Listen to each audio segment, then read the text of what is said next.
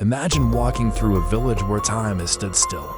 The houses are empty, the streets are silent, but the stories linger in the air, waiting to be told. Today, we're venturing into the heart of deserted villages, places abandoned by people but not by mystery. We're going to uncover three of the most haunting and unsolved tales from these forgotten corners of the world. What really happened here?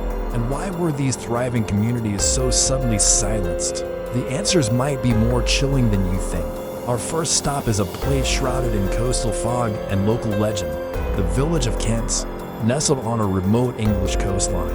In the late 19th century, Kent was a small but bustling fishing community. The men were hardy, the women resilient, and life, though tough, was predictable. But one winter morning in 1893, a trading vessel sailing past the coast noticed something was wrong. There was no smoke rising from the chimneys, no boats in the harbor, no sign of life at all. The captain sent a party ashore to investigate, and what they found has puzzled historians ever since. The cottages were unlocked, many with meals still sitting on the tables, seemingly abandoned midnight. Fires in the hearths had burned down to cold embers. Personal belongings, coins, and valuables were all left behind. It was as if every single resident men, women, and children had simply vanished into thin air. There were no signs of a struggle, no bodies, and no notes. The only living things left were some spooked livestock and a few stray cats. The most bizarre clue was found in the small village church. The prayer books were open on the pews, as if the congregation had left in the middle of a service. Local folklore whispers of a pact with sea spirits gone wrong, while some modern theories suggest a sudden, catastrophic event like a rogue wave or a sudden release of toxic gas from the seabed. Yet, none of these theories can fully explain why everything was left so perfectly untouched. How could an entire village disappear without a single trace, leaving behind a perfectly preserved ghost town as their only legacy? The mystery of Kent remains one of Britain's most baffling unsolved cases.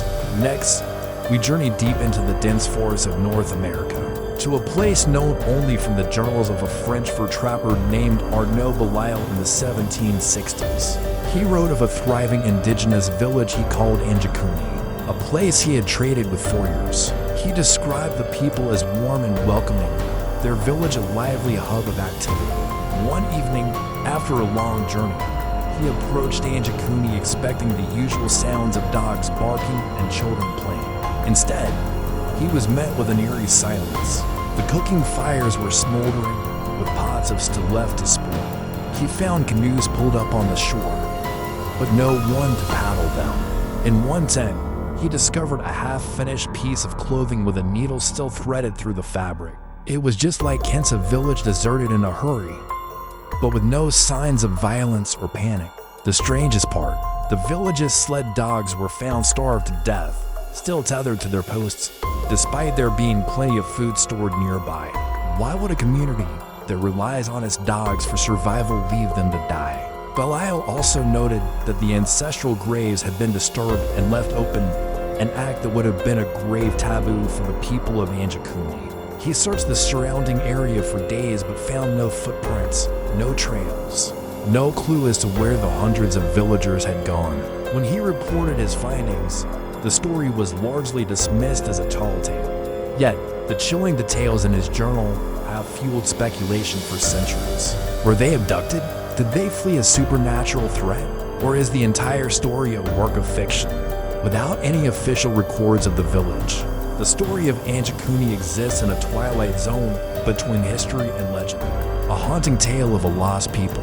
Our final destination takes us to the sun-scorched plains of Central Australia, to the ruins of a colonial settlement called Farina. Established in the 1870s, Farina was meant to be an agricultural paradise, a town that would grow wheat and feed the nation. Its optimistic name, Latin for flower, reflected these grand ambitions. For a while, it seemed to work. The town grew to have hotels, a bakery, a school, and a population of nearly 600 people. They built stone houses and believed they were laying the foundation for a permanent, prosperous future. But they had made a critical miscalculation. They had settled during an unusually wet period. Soon, the climate returned to its natural arid state. The promised rains failed to arrive year after year. The wheat fields withered, the creeks ran dry, and the land turned to dust. The dream of a farming oasis died a slow, painful death. People began to leave, first in a trickle, then in a flood, seeking survival elsewhere. By the 1920s, Farina was little more than a ghost town. But here's where the story takes a mysterious turn. Among the ruins that stand today, archaeologists have found strange, personal items left in bizarre places. A single child's shoe placed carefully on a high window ledge. A collection of silver spoons buried neatly in a circle behind the blacksmith's shop. A perfectly preserved wedding dress folded inside a crumbling water tank. These aren't the actions of people simply packing up and leaving. They feel symbolic, like rituals or desperate pleas to an unforgiving land. There are no written accounts explaining these strange placements.